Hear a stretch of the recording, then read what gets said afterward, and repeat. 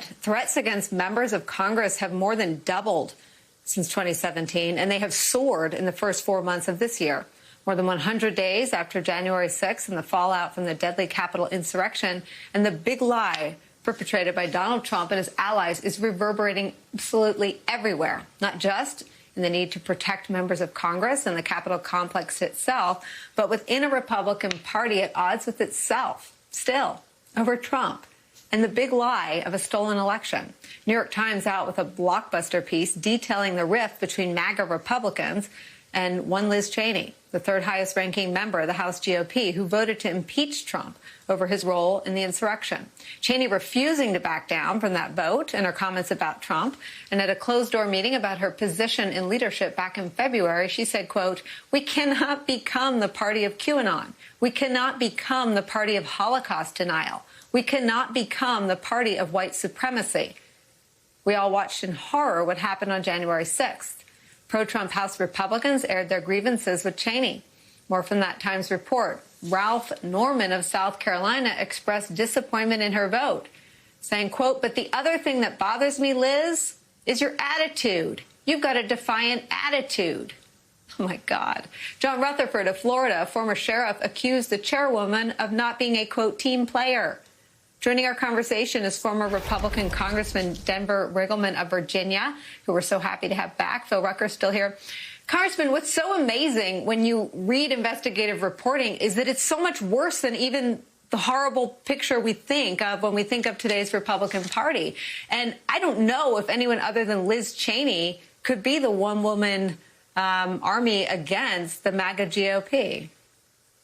You know, first, there's just the data is there to say that stop the steal or election integrity is still the #1 issue in Republican circles by 25 to 30 points. Here in Virginia, you just saw Mike Flynn endorse one of the top gubernatorial candidates here, Amanda Chase, and that's going to help her a lot as she goes forward. And when you're talking about Liz Cheney, you know, I don't know if you know this, Nicole, but I was a bouncer. I know that's hard to believe now, but I was a bouncer back in the day. And I want to make a comparison here. You usually identify somebody in that environment, the guy or the gal who's going to sit next to you in a bar fight. Liz Cheney's going to be there whether the odds look bad or they look good, right? She's going to be the one next to you in a bar fight. I like defiant. I like somebody who thinks truth and facts are the things you need to stand on. And I think if you're in that bar fight, looking at the type of people that you have, I think Liz would be shoulder to shoulder with me when I was trying to get a bad person out of there.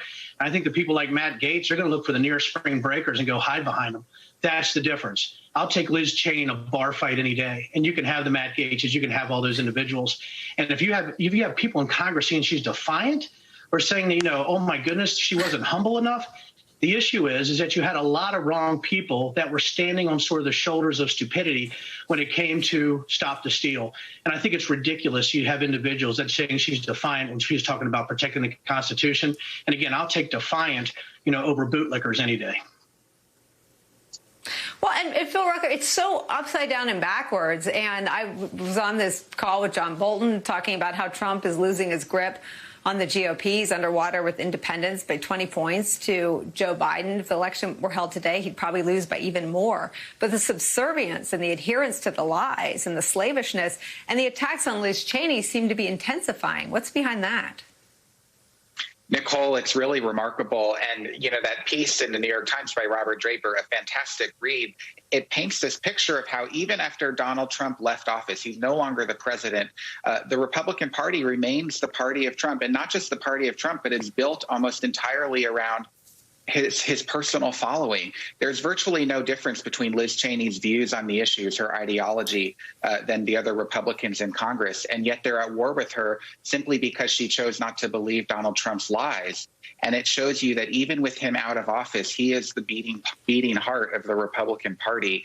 And he may be unpopular with independents. He probably would lose to Biden again, as you just said, as the polling would indicate.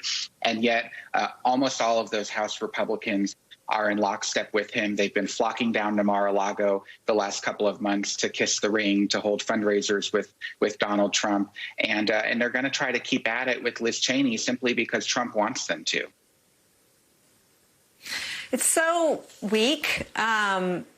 But I'm sure that is the right picture that Phil Rucker is painting, Congressman. And I wonder, former President Bush is out with a book with paintings of immigrants talking about sort of reluctantly re-engaging around the immigration debate, calls out his his party, still a registered Republican, as isolationist, protectionist, and nativist.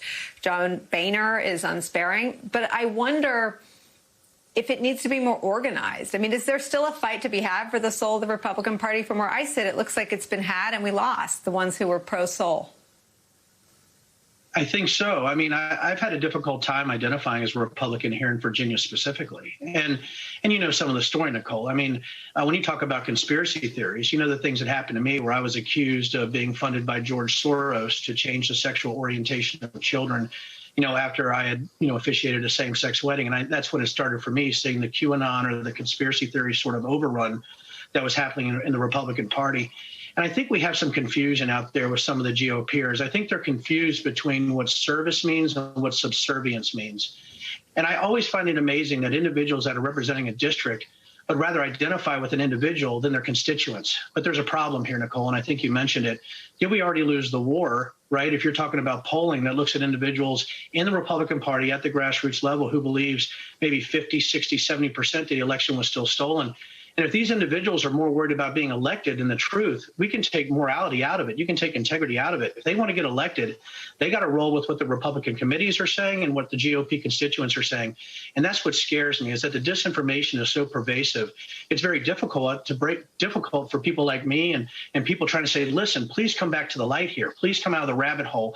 Because what's happening is you have grifters just taking your money and leading you down a wrong path. And I hope that we can get our arms around it. But right now, it doesn't look that great, I think, for the GOP right now when it comes to those type of individuals.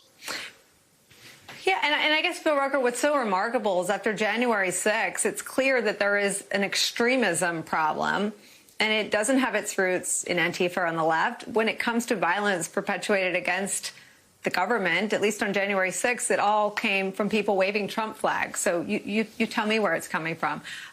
Is there anyone who privately has concerns about security, national security, homeland security, and extremism in their own ranks?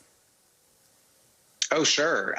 A lot of Republican leaders do have those concerns, but they're afraid to talk about them publicly because of Trump, because they don't want to be excommunicated from their own party. The way Liz Cheney and others have been. They don't want to become the next Mitt Romney, for example. There are a lonely few who've been willing to speak publicly about the real dangers here, not only the subservience to Trump, but the dangers in terms of these conspiracies, the dangers in this democracy and believing that an election was rigged when the evidence show it wasn't rigged, the dangers to the Capitol on January 6th, but also these threats to the lives of these lawmakers. So few of them have the political capital and independence and frankly, the guts, the courage to speak the truth that they believe. But our reporting shows, and you know it too, Nicole, that many more of them believe this privately. They just won't say so. And it's just pathetic that they call themselves leaders, private fears about true dangers from extreme